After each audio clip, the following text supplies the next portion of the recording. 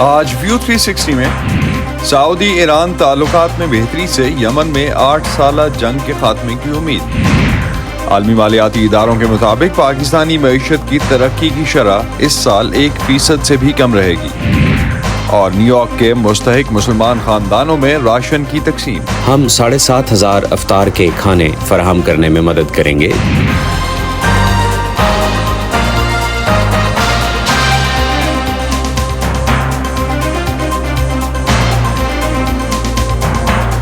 Voice of امریکہ کے Washington studios میں آپ سب کو خوش آمدید۔ آپ دیکھ رہے ہیں پروگرام ویو 360 اور میں ہوں اسد اللہ خالد۔ سعودی عرب کی قیادت میں یمن میں لڑی جانے والی جنگ 2015 سے جاری ہے۔ گزشتہ 8 سالوں میں اس جنگ سے ہزاروں افراد ہلاک ہو چکے اور معاشی بدحالی سے پورا ملک قحط کا شکار ہے۔ یمن کی 80% آبادی کا انحصار اس وقت انسانی بنیادوں پر فراہم کی جانے والی بین الاقوامی امداد پر ہے۔ یمن جنگ کو ایران اور سعودی عرب کے درمیان پراکسی وار کے طور پر دیکھا جاتا ہے۔ اس جنگ اور اسرائیل کی طرف سے خطے کے اندر کئی ممالک میں فوجی کارروائیوں پر بات کریں گے آج کے شو میں۔ پہلے جانتے ہیں کچھ اہم ڈیولپمنٹس۔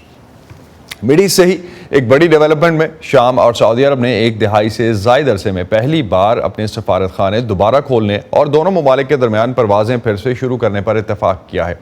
2012 میں سعودی عرب کی طرف سے شام کے ساتھ سفارتی تعلقات منقطع کرنے کے بعد شامی وزیر خارجہ کا سعودی عرب کا پہلا دورہ سفارتی محاذ پر ایک بڑی پیش رفت مانا جا رہا ہے۔ سعودی اور شامی وزرائے خارجہ کی ملاقات کے بعد جاری کیے گئے مشترکہ اعلامیے میں بتایا گیا ہے کہ دونوں رہنماؤں نے شام کے بحران کے سیاسی حل کے لیے کی جانے والی کوششوں پر تبادلہ خیال کیا۔ اس کے علاوہ شام کے تمام علاقوں تک امداد پہنچانے کے لیے اقدامات کرنے، شامی پناہ گزینوں اور بے گھر افراد کی ان کے علاقوں میں واپسی کے لیے سازگار ماحول پیدا کرنے اور انہیں واپس جانے کے قابل بنانے پر اتفاق کیا گیا ہے۔ دوسری طرف پاکستان کے معاشی بحران میں Honda Atlas cars Pakistan limited نے اس مالی سال کے دوران پاکستان میں اپنے پلانٹ کی طویل ترین بندش کو مزید 15 روز بڑھانے کا اعلان کیا ہے۔ کمپنی کی طرف سے پاکستان اسٹاک ایکسچینج کو بھیجے گئے خط میں اس کی وجوہات میں خام مال کی عدم دستیابی، LCs کا نہ کھلنا اور غیر ملکی ادائیگیوں میں رکاوٹیں بتائی گئی ہیں۔ ہونڈا ایٹلس کارز کے مطابق حکومت کی طرف سے معاشی بحران کے حل کے لیے کیے جانے والے اقدامات کے نتیجے میں سپلائی چین بری طرح سے متاثر ہوئی ہے۔ اس مالی سال میں اس سے پہلے ٹویوٹا موٹرز اور سوزوکی موٹرز کو بھی مختلف مواقع پر اپنے پلانٹس بند کرنے پڑے۔ پاکستان کی معاشی صورتحال پر ہم پروگرام کے دوسرے حصے میں بھی بات کریں گے، لیکن پہلے مشرق وسطیٰ میں ہونے والی ڈیولپمنٹس پر نظر ڈالتے ہیں اور سب سے پہلے نظر ڈالتے ہیں یمن جنگ اور وہاں حوثی باغیوں کے تنازع کی تاریخ پر۔ اس بارے میں کچھ اہم پہلوؤں اور واقعات کا جائزہ لیتے ہیں اور پھر پروگرام کو آگے بڑھائیں گے۔ 1990 میں صدر علی عبداللہ صالح کی زیر قیادت ایک واحد ریاست کی تشکیل کے لیے شمالی اور جنوبی یمن کا اتحاد ہوا۔ 1994 میں خانہ جنگی کا آغاز ہوا، جس میں صالح نے جنوب کو جو اپنی حیثیت کو کمتر سمجھتے ہوئے ناراض تھا، شمال سے الگ ہونے سے روک دیا۔ 2003 تا 2009 میں شمالی یمن میں حوثی گروپ نے مقامی زیدی شیعہ مسلم فرقے کی اہمیت گھٹائے جانے پر احتجاج کیا اور صدر صالح کی افواج کے ساتھ 6 اور سعودی عرب کے ساتھ 1 جنگ لڑی۔ 2011 میں عرب سپرنگ مظاہروں نے صالح کی حکمرانی کو کمزور کیا، جس کے نتیجے میں فوج میں انتشار پیدا ہوا اور جزیرہ نما عرب میں القاعدہ یا AQAP کو مشرق میں علاقے پر قبضے کا موقع ملا۔ 2012 میں صالح خلیجی ریاستوں کے حمایت یافتہ سیاسی منتقلی کے منصوبے سے الگ ہو گئے۔ عبد ربو منصور ہادی عبوری صدر بن گئے اور انہوں نے ایک زیادہ جامع وفاقی آئین کے مسودے کی تیاری سے متعلق ایک قومی ڈائیلاگ کی نگرانی کی۔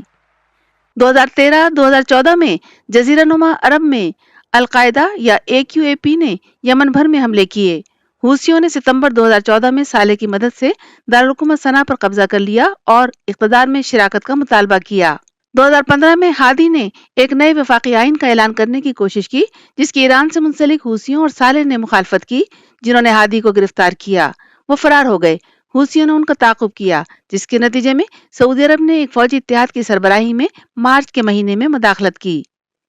اتحاد نے حوثیوں اور صالح کے وفاداروں کو جنوبی یمن میں عدن سے اور شمال مشرق میں صنعا سے ماریب دھکیل دیا۔ 2017 حوثیوں نے سعودی عرب پر متعدد میزائل داغے۔ صالح نے اسے اپنے خاندان کے لیے اقتدار دوبارہ حاصل کرنے کا ایک موقع سمجھتے ہوئے اپنی وفاداریاں تبدیل کی، لیکن حوثیوں سے فرار ہونے کی کوشش کرتے ہوئے مارے گئے۔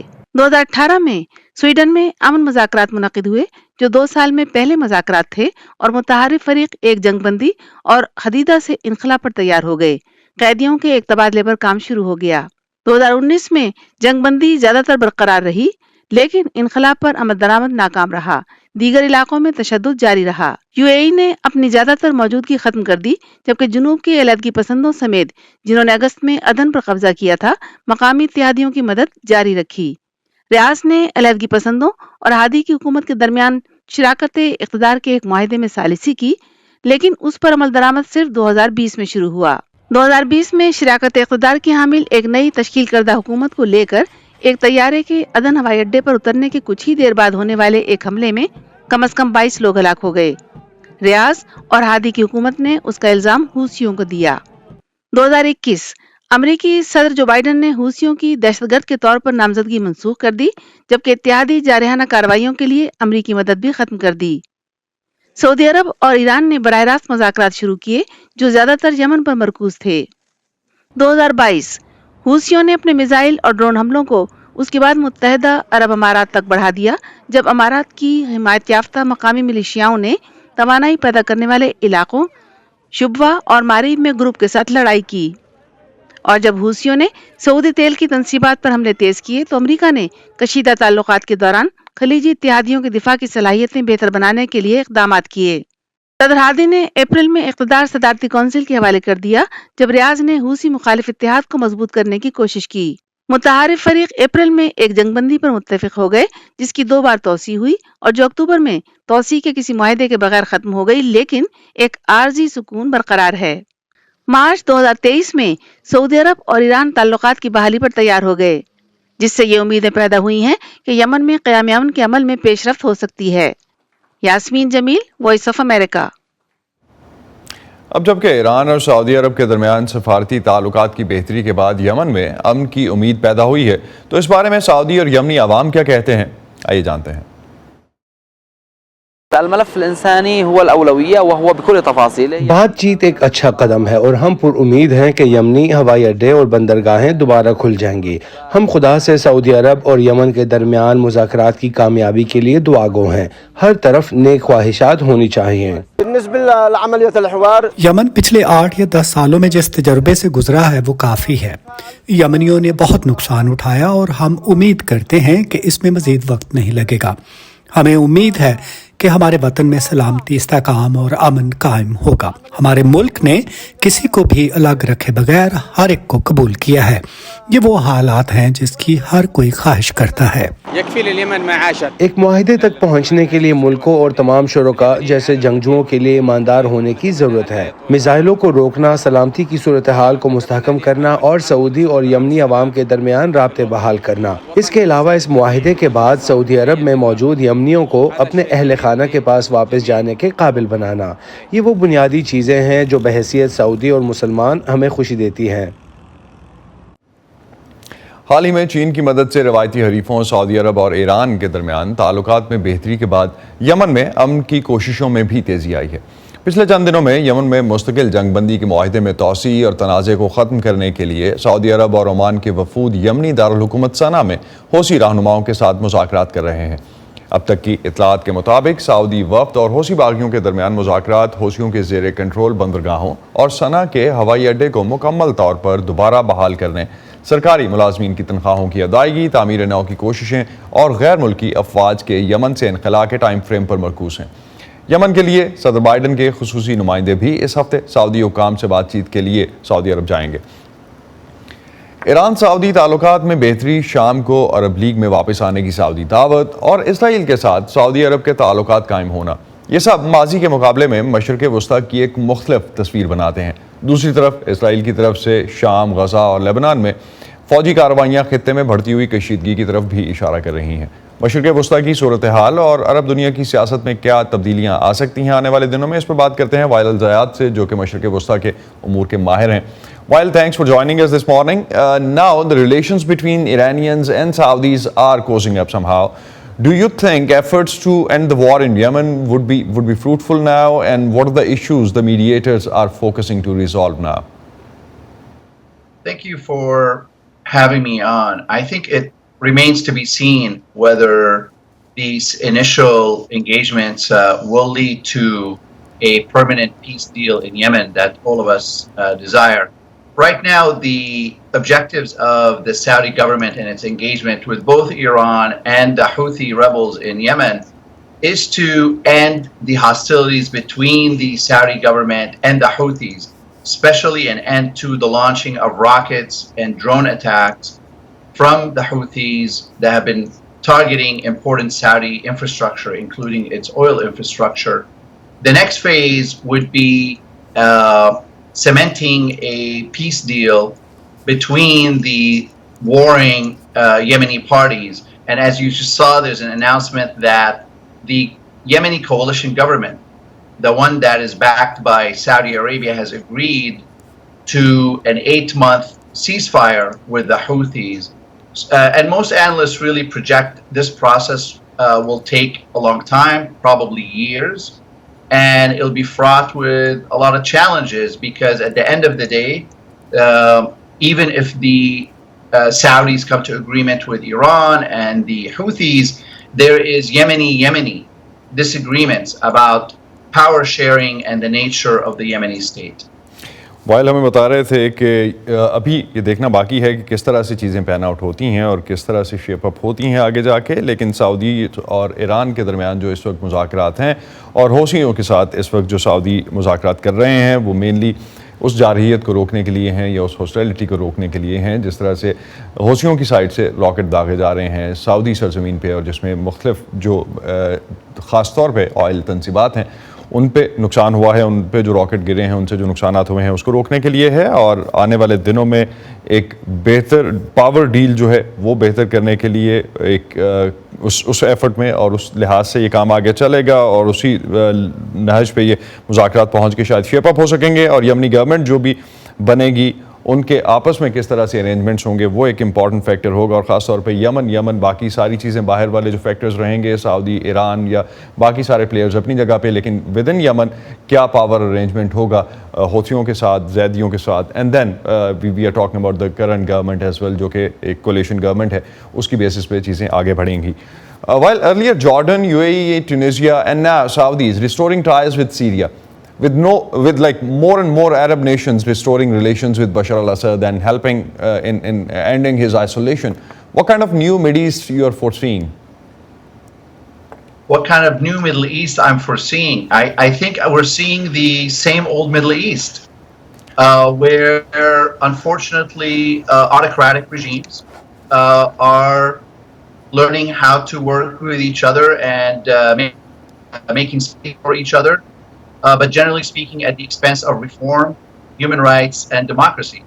And so in that sense, Syria, since the age of Hafiz al-Assad, the father of the current president, has been a troublemaker in the region and has really made a case for its importance as a potential spoiler and a destabilizer. You saw this in Lebanon, for example, during the civil war. And the region's autocrats care most about stability.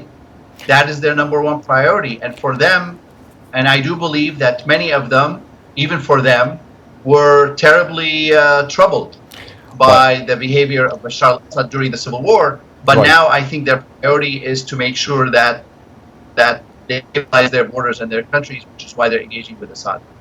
While का कहना है कि सबसे एक तो single mid east वो देख रहे हैं एक वाहिद मशरक़ वस्ता और ख़ास तौर पे उसमें जो सबसे ज़्यादा प्रेफरेंस है वो ये है कि आमिर जो है वो अपनी हुकूमतें ऑटोक्रेटिक हुकूमतें जो है वो सिक्योर हो सकें और उनके इंटरेस्ट सिक्योर हो सकें और उससे बढ़ के अगर ह्यूमन राइट्स वगैरह की हम बात करते हैं तो वो शायद इसमें उस तरह से शेप अप नहीं हो सकेंगे या उसकी एक्सपेक्टेशंस भी नहीं होनी चाहिए.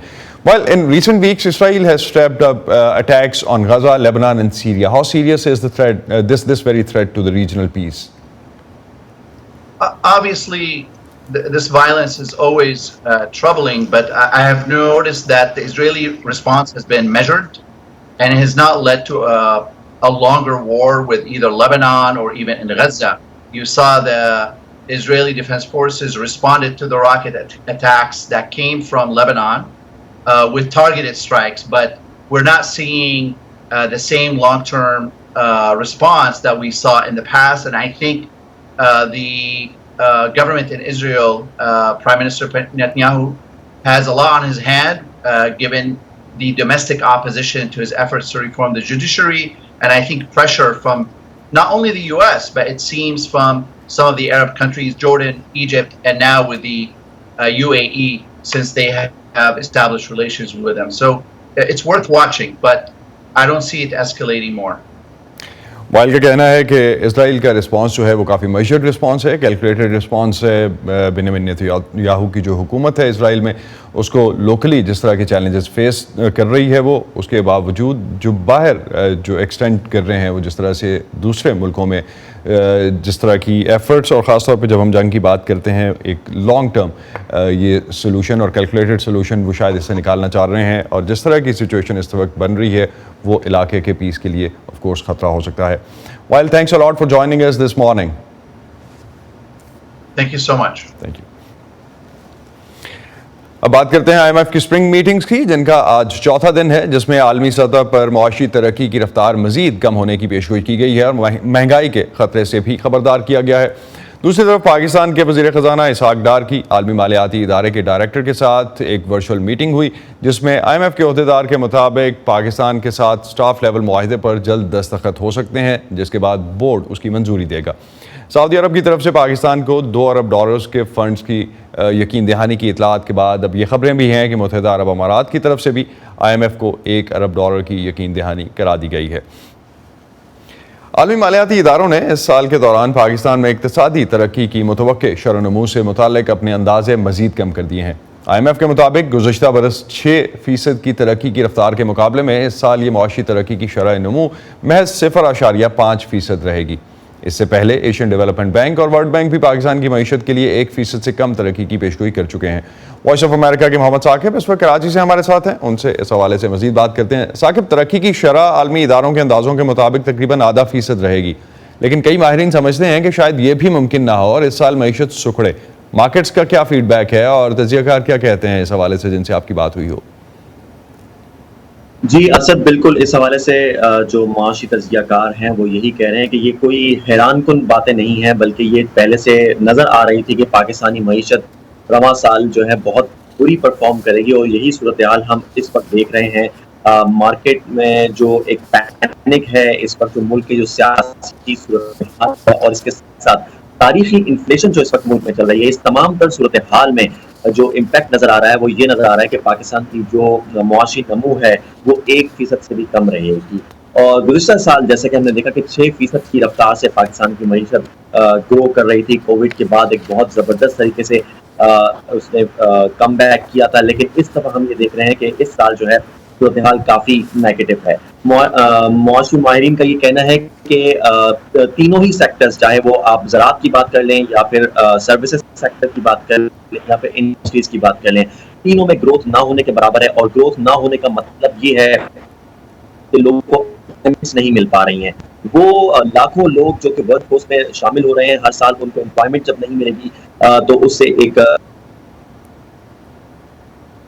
साकिब, जिस तरह से आप अनएम्प्लॉयमेंट के हवाले से बात कर रहे हैं, या माहिरीन की यही एक्सपेक्टेशंस या शायद फोरकास्ट यही कर रहे थे कि जिस तरह से इकॉनमी स्लो डाउन हुई है वो प्रॉब्लमेटिक हो सकता है और उस तरह से चीज़ें नहीं चलेंगी, तो आज ही हमने इसी कॉन्टेक्स्ट में अगर हम देखें तो होंडा की तरफ से भी एक स्टेटमेंट देखी कि वो अपना प्लांट जो पहले से ही शट डाउन किया हुआ था उन्होंने 15 दिन के लिए और बढ़ा दिया है। दूसरी तरफ ट्रकिंग कंपनी ने, इंटरनेशनल ट्रकिंग कंपनी जो थी, उसने पाकिस्तान की मार्केट से निकलने का फैसला किया। कितना कंसर्न है हुकाम इस तरह की खबरों पे, और माहिरीन कैसे देख रहे हैं इस सूरत हाल को? न सिर्फ ट्रैकिंग कंपनी और जैसे कि बहुत सारी भी अपना बिजनेस खत्म कर चुकी हैं, और इसकी वजह वो यही बताते हैं कि जो अनसस्टेनेबल इकोनॉमिक सिचुएशन है यहाँ पर, उसमें कारोबार जारी रखना बहुत मुश्किल हो जाता है और कॉस्ट ऑफ डूइंग बिजनेस बहुत ज़्यादा हो जाती है।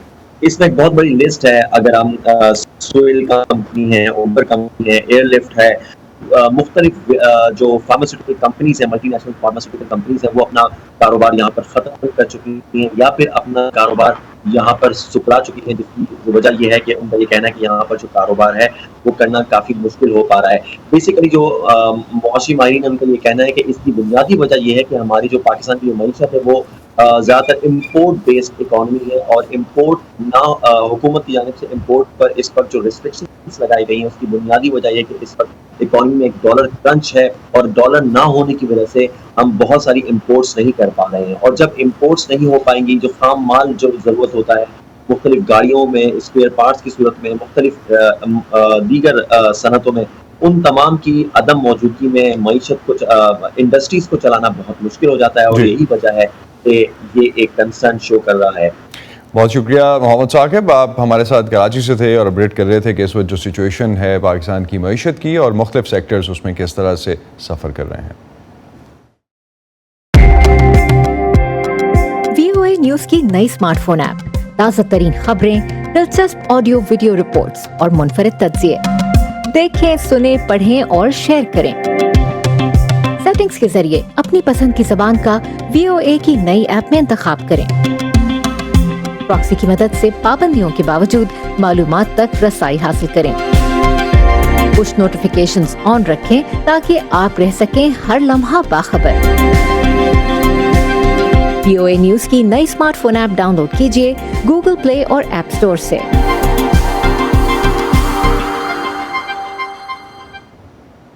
امریکہ میں ضرورت مند مسلمانوں کے لیے حلال خوراک فراہم کرنے والے مسلم فوڈ بینکس کے علاوہ نیو یارک شہر کی انتظامیہ گزشتہ 3 سال سے رمضان میں مفت افطار کا اہتمام کرتی ہے۔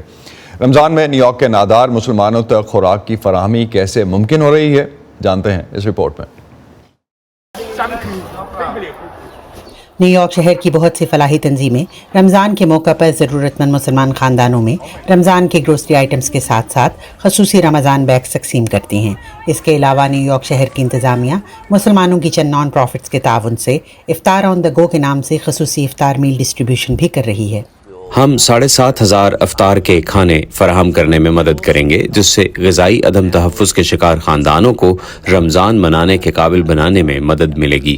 We started this 3 years ago. ہم نے یہ پروگرام 3 سال پہلے شروع کیا تھا اور سوچا تھا کہ یہ ایک بار کی بات ہوگی، لیکن اب 3 سال بعد بھی نیو یارک شہر میں غذائی تحفظ کے مسائل سے نمٹ رہے ہیں۔ Food security issues in New York City. یوں تو یہ مسئلہ شہر میں موجود تمام کمیونٹیز کے لیے اہم ہے، اور یہ مسلمان تنظیمیں بھی خوراک کی تقسیم میں مذہبی تفریق نہیں کرتی، اور ہر کمیونٹی کی ضرورت کا بنیادی سامان انہیں فراہم کیا جاتا ہے۔